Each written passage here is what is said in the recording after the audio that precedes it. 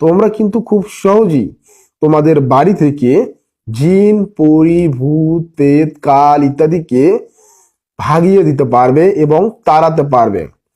অনেক সময় আমরা লক্ষ্য করি যে বাড়ির মধ্যে জিন, পরী, ভূতের ইত্যাদির আছড় লাগে, নানাভাবে জ্বালাতন করে থাকে। তো সেক্ষেত্রে তোমাদেরকে যে কাজটি করতে হবে, এই যে তাবিজটা তোমরা দেখতে পাচ্ছ, এই তাবিজটা মূলত লিখতে হবে। তো চলো আমরা একবার পড়ে নেই।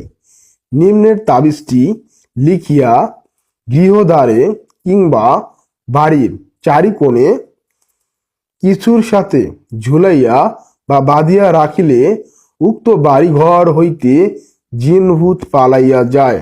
তাবিজটি এই। তো খুবই পুরাতন একটি কিতাব থেকে তোমাকে আমি এই বিষয়টা শিখিয়ে দিলাম।